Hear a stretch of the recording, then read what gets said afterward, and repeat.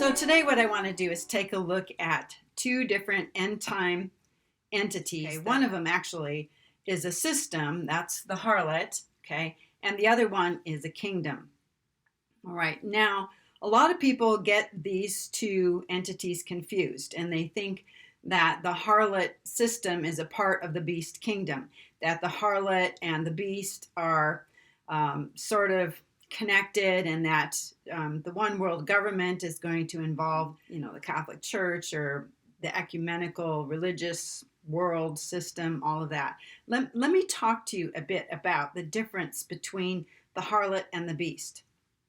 Okay, the harlot is called Mystery Babylon. On her forehead, she has a name of mystery. Babylon the Great, the mother of harlots and of earth's abominations. The name of mystery, that is part of the clue. In the Greek, the word mystery is the word mysterion, which means to do this. It's to shut the mouth. It's to keep a secret. And this word has to do with people being initiated into the mystery religions of the world. So the harlot has a name of mystery, so she is connected with anything that's secret that's happening in the world. So you could talk about secret societies. You could talk about any kind of organization or institution that requires one to move up the ladder. Okay, any institution that is shaped like a pyramid with the people at the top controlling the people at the bottom.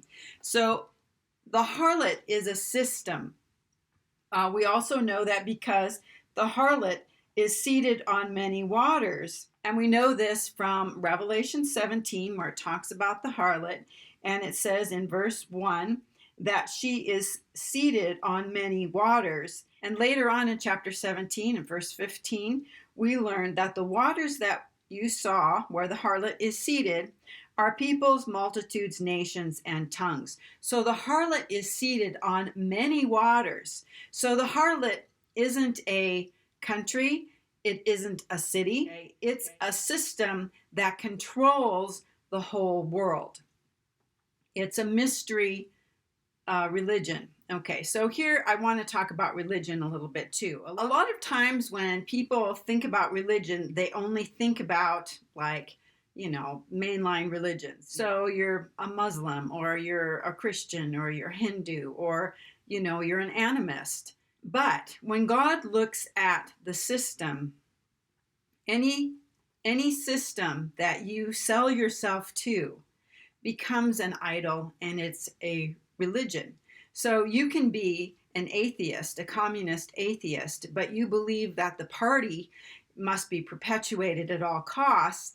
Well, that becomes your religion. So in essence, Marxism, it's a religion, okay? It's what people devote their life to. They give themselves to this. So religion is not just what we think about when we think about religion. All systems that are hierarchical in nature basically are religious in that sense, okay? They're in the sense that they are part of an institution, a system. We're talking about levels of control. We're talking about people at the top who know more than people at the bottom, people who are initiated as they go up the ladder. So we can look at any kind of institution that's out there. We can look at the financial sector is a kind of religion. The people at the top control what goes on at the bottom. Central banks control what goes on and what dictates what happens in different countries with their financial system. The people at the top who pull all the strings, they keep what they do a secret. Okay, so one of the things that the harlot does, that she has working for her, that enables her to manipulate the masses, is deception, of course. She deceives the nations. I believe that's part of what she does.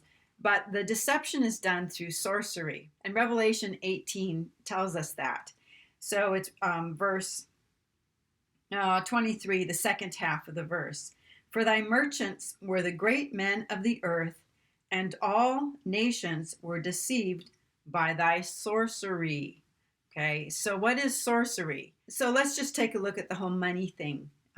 Money is currency. Currency is something like a current. It flows. Okay, so money flows. And one of the things that we find on our money, for example, here in the United States, on our dollar bill, is something I would call money magic. We have the Great Seal on the back of the dollar bill, the all-seeing eye, the pyramid, and of course, all of this is occult symbolism. But it flows through the system, and there is a kind of what we might call lesser magic or something associated with money that deceives the world. And out of all the things that are deceptive, our dollar today is deceptive. It's not a unit of wealth, it's actually a debt. Okay, so I'm not going to go into the whole economic realities of that, but this is part of the sorcery that happens with the harlot. So the harlot system it's in education. Okay, so if you start school, you move up the grades. Okay, they don't call them degrees, they call them grades, till you graduate when you're a senior in high school, 12th grade. You wear a mortar board on your head. You are, conferred a diploma, and now you can move into college. Okay, where again you go up the ladder, you get another degree, and so on and so forth. Now, I'm not saying that we should never go to school. People shouldn't go to college, not saying that at all. But what I am saying is that this is a system that has been placed on us. It is part of the burden that we're under when we are in the harlot system. This system is applicable to almost anything you can imagine. Really, any institution is utilizing the harlot system of moving up. People at the top know more than people at the bottom. People at the top have control over the people at the bottom. There's a lot of smoke and mirrors and illusion and deception that takes place. And it's the kind of sorcery that the harlot uses. Okay, she has to use deception and sorcery to manipulate the masses. Okay, this can also be done in religion. It's done in all kinds of ways. Okay, the military, for example, is a top-down organization, very clearly top-down organization. If you're at the bottom, if you're a private somewhere, you have no idea what's going on, at the Pentagon. Okay, and they would say you shouldn't know. Well, that may be true, but the guy at the bottom is probably going to be the one that's the cannon fodder, not the person at the top. So this affects people. All right, the system is in place. And right now, the people who are in the system, it says that they're merchants, they're the great men, they're the kings of the earth. If you read through Revelation 18, you'll see all the people who, when Babylon is destroyed, okay, when the system comes tumbling down and all the components that are in the system, when all this comes tumbling down, the people who are at the top are going to really be unhappy. All right, so who are people who are at the top? Well, there's people right now pushing a vaccination, and I won't say his name, but there's some initials here, and this person is probably one of the great men of the earth. Okay, people pay attention to him. For whatever reason, don't know, but it's part of that sorcery, the deception and sorcery that happens, that people are under a kind of spell. And it's hard for people to see what the truth is of the situation. But what will happen is this system here, the harlot system, is going to be destroyed at the sixth trumpet. And the sixth trumpet is right at the midpoint, exactly when the abomination of desolation takes place. Okay, so in Revelation 17, we learn that the harlot is riding the beast. That's the scarlet beast. The harlot is riding the beast. So we know what system the beast is being controlled by. He's being constrained by the harlot system. The harlot is a system, but the beast is not a system. It's a kingdom. Okay, Revelation 16, when we see the bowls being poured out, and the fifth angel poured out his bull on the throne of the beast, and its kingdom was in darkness. Okay, the beast has a kingdom, he has a throne and a kingdom. So when the beast comes into power, he is going to get rid of the system. He is not going to go by what this is. And because he is the Antichrist, he is going to set up an anti-millennium.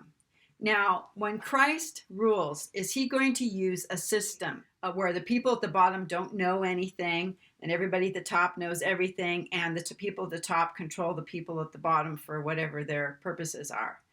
You know, what Jesus said is, you're my friends and I tell you what I'm doing. When you see the throne of God in heaven, you don't see the throne of God way up here and people way down there. And, you know, there's this huge gap or distance between God and his people.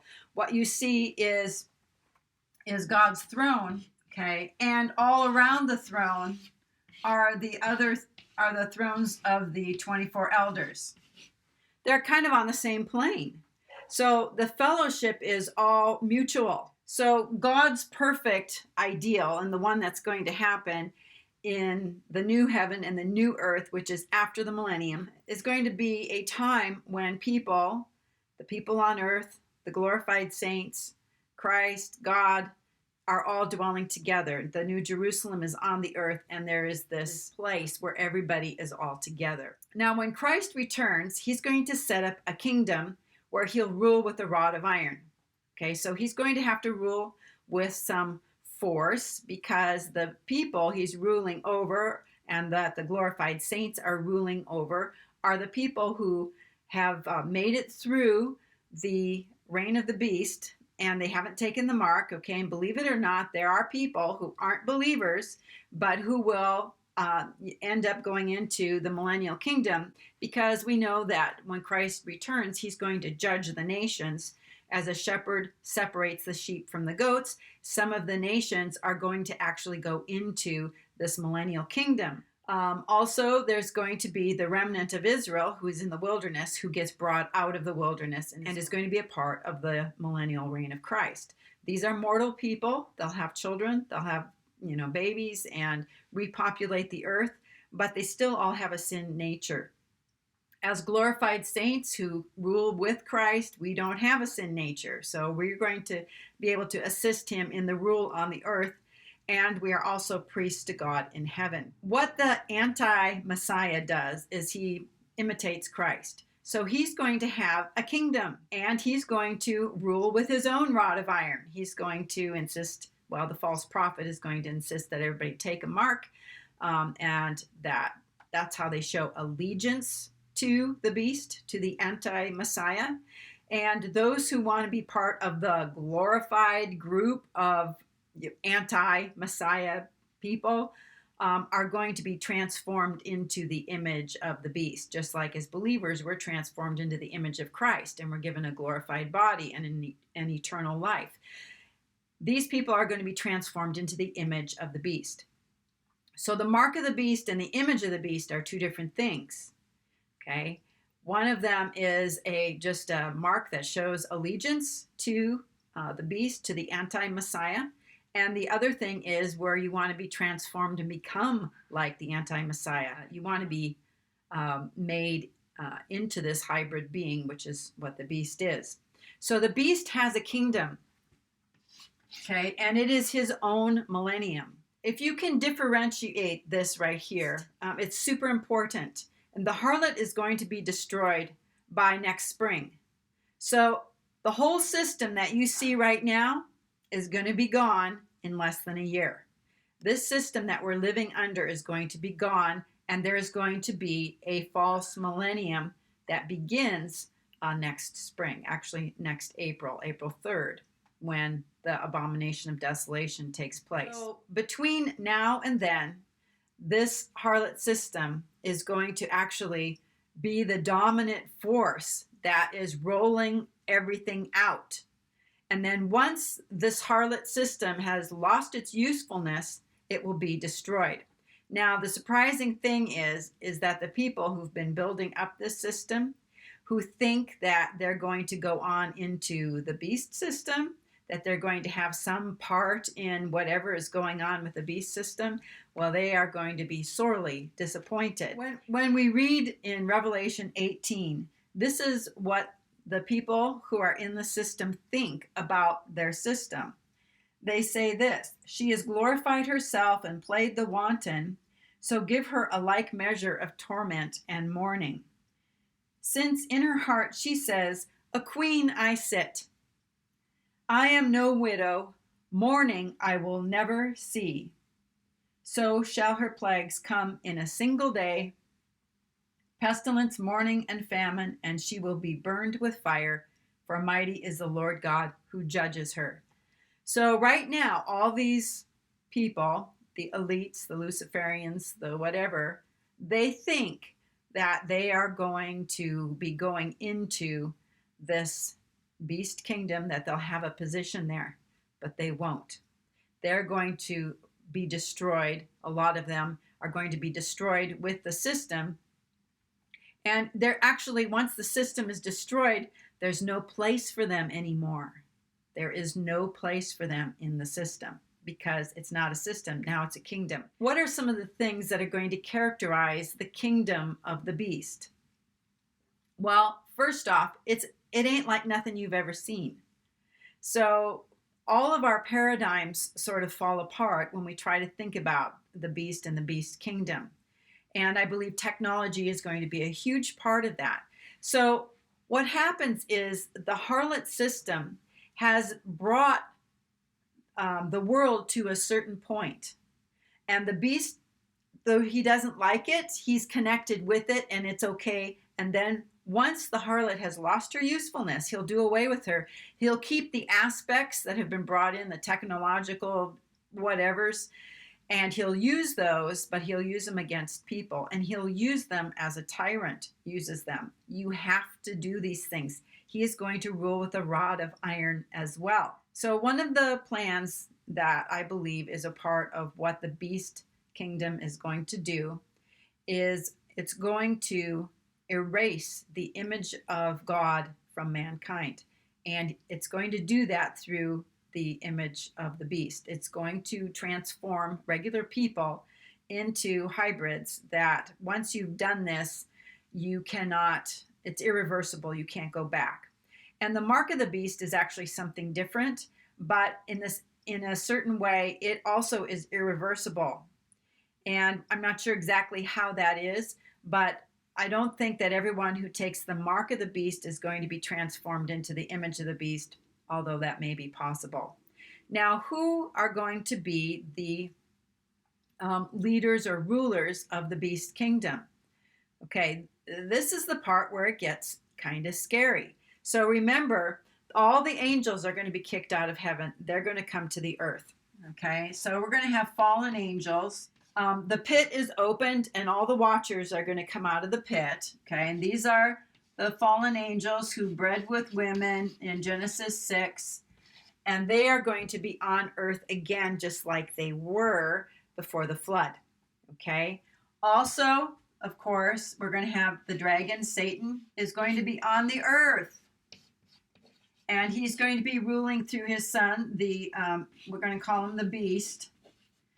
But he is also indwelt by the beast who ascends from the bottomless pit, who is Apollyon, who is the king of the watchers. The watchers were kings. They have crowns on their heads. Okay, they're the locust army. They're the entities that come from the locust army. And Apollyon is the king of them all. Okay, now remember, the watchers, part of what they did was they gave forbidden technology to man. And I believe that they've withheld some information. So when the beast kingdom comes along, these advances in technology are going to just skyrocket. So all of these are the entities who now want to take over the earth. So if you hear about people who are talking weird things like the earth is being terraformed or there's things happening to the earth, and a lot of those things are very detrimental to people and to animals and to living things, there's something about it, though, that's not detrimental to these entities here. And they are going to be here on the earth, and this is going to be their new home, okay? They're not living in heaven anymore, and the watchers are not living in the pit anymore. They're on the terrestrial earth. They don't like people. Okay, they don't like people, and they're going to want to destroy the image of God in man. So either you are going to say you're going to take allegiance to the beast, and then you'll be a useful idiot for them in whatever way they want to use you. Or you can say, I want to go to the next level. I want to be a hybrid myself, and I want it to have the image of the beast. And in that case, you will receive worship because people worship the image of the beast, okay? The image is not an idol. And Revelation makes the difference. It discerns a difference between an idol. These people worship idols, and not all of them give up their idol worship at the sixth trumpet. Some of them will continue to worship their idols of gold, silver, and stone. The word for image, though, is the word icon, which means an exact representation. We are in the image of Christ. We are the representation of Christ. And Christ is the icon or the exact representation of God. So people can decide, do you want to be just a regular person, or do you want to go the next level? And maybe you don't have a choice. Maybe they will choose for you that you can go to this next level and be made in the image of the beast, receive worship, have a kind of immortality or eternal life, or have all the perks that go with living on whatever this kingdom is that he's doing here. So the Pope, for example, is a part of the system. So the Pope can't be the Antichrist. The Pope is not the false prophet. The Pope is a part of the system that's going to be destroyed. Right. So I talk about all of these things in my book, A Kingdom of Priests, The Stories of Revelation. And you can get the PDF for free. You can go to Amazon, get the paperback. You can get a Kindle version. You can listen to the book on audio. I'm recording it a few chapters at a time and putting it up there. So this stuff is in the book, okay? And the harlot system, when I talk about it in the book, I talk about it in terms of religion mostly. But I do talk about how basically anything that is shaped like a pyramid, anything that has a pyramid structure, where there's controlling people at the top and everything is top down, that operates through, dispensing knowledge. Okay. And that's what the initiation rites of secret societies and mystery religions and all of that was, through this dispensing of higher knowledge. Okay. And it used to be the only way you could get that information was to be trained. Okay. But now, of course, it's all over the internet. You can find all kinds of things, and the enemy is using deception and sorcery to sort of direct your gaze somewhere else, using sleight of hand to keep you looking in one direction while he's doing something else where you cannot see it over here. And that's part of the magic of what he's doing. So yes, this is a magic kingdom that we're living in. It's a system that is based on sorcery and magic and deception. The beast kingdom does not like the harlot and will destroy the harlot on the day that he sits in the temple of God proclaiming that he's God. All right, so I kind of want to talk about what does this mean for us. And I think I'm going to do it on the next video, because the harlot system, even though it's going to be destroyed, it doesn't mean that it's not a formidable foe. It really is. And the harlot system is also out to destroy the bulk of humanity. Doesn't like having so many people to control. It's easier to control smaller groups of people. So what the harlot wants to do is actually reduce population. That's done in a whole number of ways. War is a big one. Creating famines, like was done in China and the Soviet Union. Other places where famine is created. In fact, famine is more often man-made than it is by, locust swarms descending or droughts or that sort of thing. It's a form of manipulation. It's how people who are in positions of power can manipulate politics of poorer countries and even richer countries. So the bottom line is the harlot is formidable, the harlot is dangerous, and the harlot, actually, this system, is going to kill more Christians than the beast kingdom will kill. There are going to be millions and millions and millions, I believe, of people who are going to come to Christ between now and next spring. And the harlot is going to be so threatened by all of these new believers who are not controllable by the harlot. They're being controlled by the Spirit of God, that she will instigate a war against them. And there will be a lot of believers dying, perhaps most of them. These are the people who come out of the Great Tribulation for believers, which is in the first part of the 7 years, which will, I believe, take place next spring, when the bulk of Christians will die. But what about believers right now? Are we going to have any kind of tribulation or suffering in the next few months? Now, those of you who watch my channel, you know that I believe that we're going to be taken out of here, glorified, and then raptured this fall. That there is no more delay. The time has run out, and now Christ is going to come and get us and take us into heaven. So we're not going to be here for the big persecution that's going to happen. That's the great tribulation, the great persecution. But that doesn't mean we won't be here for a smaller one. And that's the one I'm going to want to talk about on the next video. So I hope you'll leave a comment in the comment section, and I hope you'll get my book. If you've read my book and you like what I do, I hope you'll go back to Amazon and leave a nice review. Okay, that way the book will stay up there in the top books in eschatology, and more people will find me. Also, if you could share my videos with other people, that would be awesome. Time is really running short. I don't know how long the internet's going to be up. I don't know how long I have to do these videos.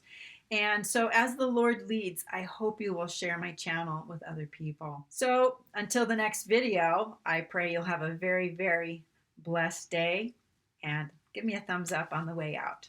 We'll see you on another video.